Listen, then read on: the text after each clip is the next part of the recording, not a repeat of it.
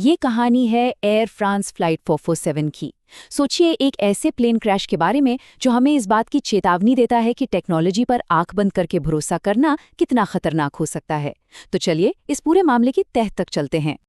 जरा देखिए, एक तरफ था एक एकदम मॉडर्न एयरबस A330 जिसमें बैठे थे बेहतरीन पायलट्स और लगे थे एडवांस्ड कंप्यूटर्स, और दूसरी तरफ पूरा सिस्टम फेल, 228 लोगों की मौत और कोई भी जिंदा नहीं बचा। सबसे बड़ा सवाल यही है कि आखिर ऐसा हुआ कैसे। तो चलिए इस कहानी को बिल्कुल शुरुआत से समझते हैं। ये एक ऐसी फ्लाइट थी जो किसी भी दूसरे दिन की तरह एकदम नॉर्मल तरीके से शुरू हुई थी। तारीख थी 1 जून 2009। फ्लाइट 447 रियो डी जनेरो से पेरिस के लिए निकली थी। प्लेन में 228 लोग सवार थे। अटलांटिक महासागर के ऊपर मौसम थोड़ा तूफानी जरूर था, पर लंबी उड़ानों के लिए ये कोई नई बात नहीं थी।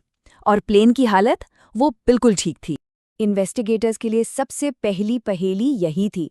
न कोई बम धमाका हुआ था, न ही प्लेन का कोई इंजन फेल हुआ था। तो फिर इतना बड़ा और भयानक हादसा हो कैसे गया? ये सवाल सबके जहन में था।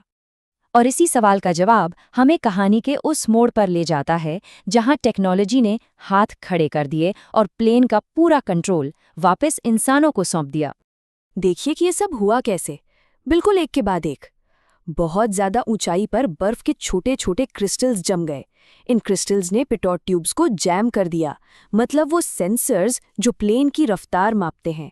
इससे हुआ ये कि एयर स्पीड का जो डेटा था वो गलत आने लगा, और जैसे ही सिस्टम को ये गलत डेटा मिला, ऑटो पायलट ने खुद को बंद कर दिया और प्लेन का कंट्रोल सीधे पायलट्स के हाथ में आ गया। यहाँ एक बहुत जरूरी बात समझने वाली है।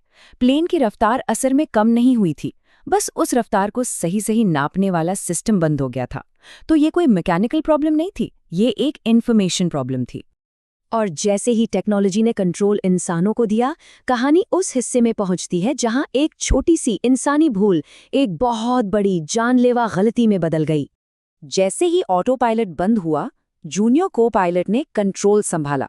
उसे लगा कि प्लेन धीमा हो रहा है, और एक स्वाभाविक रिएक्शन में उसने प्लेन की नाक को ऊपर की तरफ खींच लिया। और बस यही वो पल था जहां सबसे बड़ी गलती हुई। इसे एरोडायनामिक स्टॉल कहते हैं। मतलब ये वो हालत होती है जब प्लेन के पंख उसे हवा में ऊपर रखने के लिए जरूरी लिफ्ट पैदा नहीं कर पाते। इतनी ऊंचाई पर बिना स्पीड के प्लेन की नाक ऊपर करने का नतीजा यही होता है। और इस पूरे मामले की सबसे बड़ी विडंबना ये थी कि प्लेन का स्टॉल वार्निंग सिस्टम लगातार अलार्म बजा रहा था, चीख रहा था, लेकिन पायलट्स ये समझ ही नहीं पा रहे थे कि आखिर ऐसा हो क्यों रहा है। वो ऑटोमेशन पर शायद इतना ज़्यादा निर्भर हो चुके थे कि उन्हें यकीन ही नहीं हुआ कि इतना एडवांस्ड प्लेन भी स्टॉल कर सकता है। अब जरा एक पल के लिए उस वक्त कॉकपिट के अंदर के माहौल को महसूस करने की कोशिश कीजिए, जहां कुछ भी समझ नहीं आ रहा था और सब कुछ कंट्रोल से बाहर जा रहा था।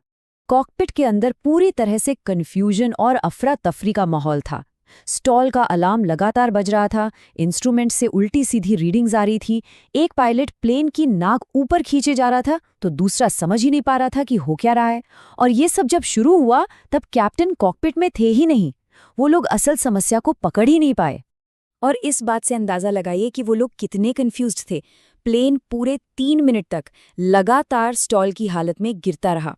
एक ऐसी प्रॉब्लम जिसे कुछ ही सेकंड्स में ठीक किया जा सकता था, वो 3 मिनट तक चलती रही। और सबसे दुख की बात यह है कि इसका समाधान बहुत ही आसान था। प्लेन की नाक नीचे करो और इंजन को पावर दो।